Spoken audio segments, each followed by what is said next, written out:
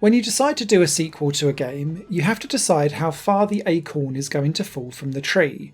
Is it going to be close and nearby and offer more of the same, or is it going to radically change things and offer a totally different experience? And with Thunderkid 2 Null Mission, the acorn falls so close to the tree that it almost feels like this is a collection of lost bonus DLC levels, rather than it feeling like a standalone sequel. And that's interesting because I really like the premise of the Thunderkid games, but they don't seem to translate nearly as well across into actually playing and getting an enjoyable experience out of it. And I'm going to try and break down why that is, at least for me.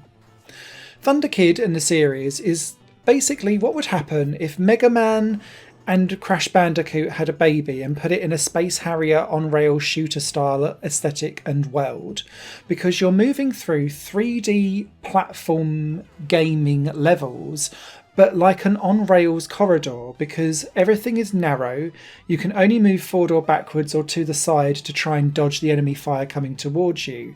So it really mixes together that Crash Bandicoot ever running forward corridor style of platforming level design with the dodge 'em up style of an on-rail shooter like Space Harrier. The problem with this in the Thunderkid series is that increasingly, as the game gets more complicated and more things are being fired at you and the levels get more tricky, the amount of firepower that comes towards you that grazes you and hurts you that you don't feel visually or hitbox wise starts to become quite problematic. And this starts to happen as soon as you get homing missiles or curving bombs, anything like that, that doesn't just move directly forward so that you can really visually clear whether or not you're in something or not.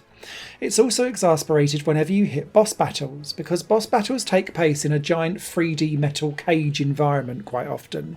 And it's not just bombs and missiles and bullets coming at you, but it also starts to lay out things on the floor. But because you're in a fixed camera state that doesn't really convey precisely where you are nicely, quite often you get caught out by like lasers doing a 360 spin around the room and hitting you when you can't quite see where you are in relation to that laser. And the shadows and the world environment to try and get you in that right position doesn't quite line up in the right way. And so you keep getting hurt and killed for things that you don't think that you should.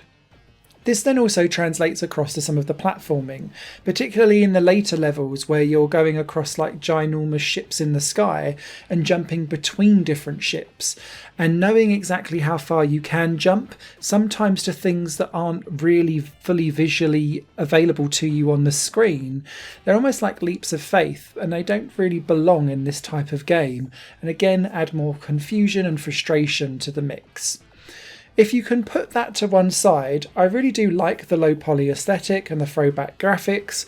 The run and gun nature of this has the potential to do really well, but this feels like it's just more of the same of the original, but the level design accentuates all of the problems that the original had and made it almost worse to some degree.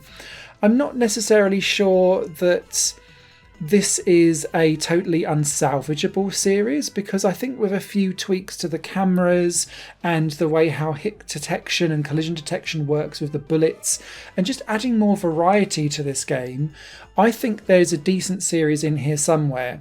But this feels like a collection of level designs that didn't make the original game being smashed together and given some optional split paths, which, spoiler alert, last for about 20 seconds maximum per level before it all rejoins again.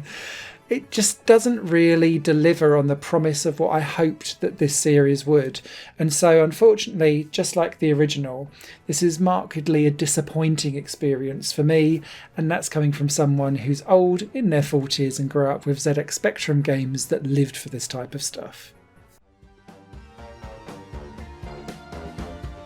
Higher Plane Games is part of the Higher Plane Network, a completely independent media outlet supported by people like you. The goal is to create the best possible content that cultivates a richer indie scene for games as well as music and entertainment. To find out more and to get involved, visit patreon.com/Higher Network. Your support makes all the difference, and in return you'll gain access to bonus content and downloads.